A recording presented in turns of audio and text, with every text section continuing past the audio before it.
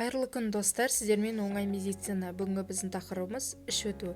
Жалпы іш өту, диарея бұл жедел түрде емдеуді талап ететін ауру. Қай жаста болса да оның емін бастау керек. Жиі дәретке отыру ағзаның сусыздануына алып келеді. Салдарынан науқас әлсіреп қалжырай бастайды. Қазіргі таңда балалар арасында жиі кездесіп жүрген іш өтуге түрлі аурулар себеп болуда. Алайда бірден басталған жайсыздыққа ең алдымен күні бұрын ішіп жеген тамағын еске түсіретініміз бар. Алайда іш өтуге вирус немесе бактерия себеп болуы да мүмкін. Одан бөлек ішек жұмысының бұзылысы немесе ас қорыту жолдарының қабынуы ішті өткізеді.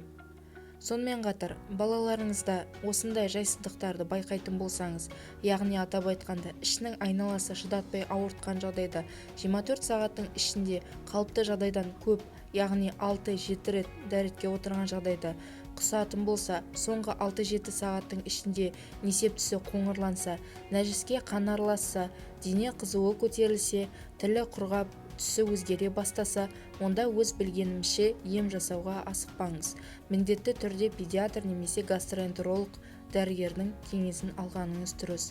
Ал егер де асқазанға жақпайтын тағамды жегеннен, бұзылған азықты жегеннен іш өтіп бастайтын болса, онда үй жағдайында осындай әдістермен қолдансаңыздар болады. Емшектегі баланың іш өткен жағдайда ана үшін де бала үшін де қауіпті әрі қорқынышты. Емді екеуі бірдей алу керек, өйткені сүт арқылы анадан балаға барады. Енді емшектегі баланың іш өткен жағдайда көрсетілетін көмек бұл біріншісі. Үй жағдайында дайындалған регидрон. Егер де дәрілік қобдишаңызда дәріханалық регидрон болмайтын болса, абыржуға негіз жоқ. Өзіңіз ас үйдегі заттармен әзірлеп алуыңызға болады. Ол үшін 1 стакан қайнаған суға 1 ас қасық шекер мен 1 шай қасық тұзды араластырып, әр 10 минут сайын 2 тамшыдан ішкізесіз. Екіншісі, күріш қайнатпасы. 1 стакан суды шағын ыдысқа құясыз, оған 1 ас қасық күріш қосып отқа қоясыз. Бір қайнап шыққан соң отын бәсеңдетесіз. Шамамен 45-50 минуттай қайнаған соң дайын болған қайнатпаны сүзіп алып, әр 2 сағат сайын балаға ішкізесіз. Енді мөлшері, яғни дозасы. Жасына толмағандарға 2-3 жұтым, ал 2 жастан асқандарға 50 мл ішкізу керек.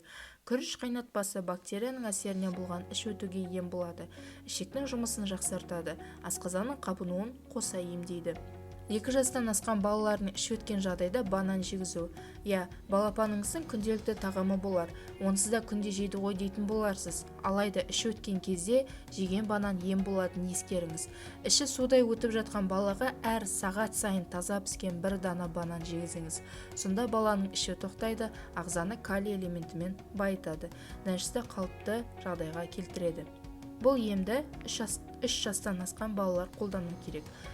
Ол қандай ем? Бұл піскен алма. Ішті тоқтату үшін піскен немесе балғын алма таптырмайтын ем екенін білесіз бе? Іші өтіп мазасызданған балаға алма жегізу.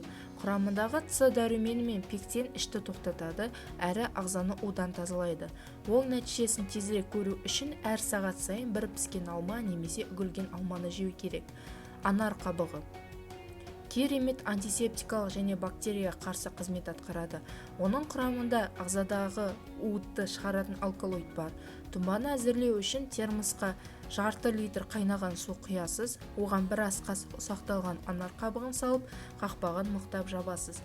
Шамамен 4 сағаттан соң дайын болған емдік тұнбаны сүзіп алып, 1 шай қасықтан күніне бірнеше рет ішкізесіз.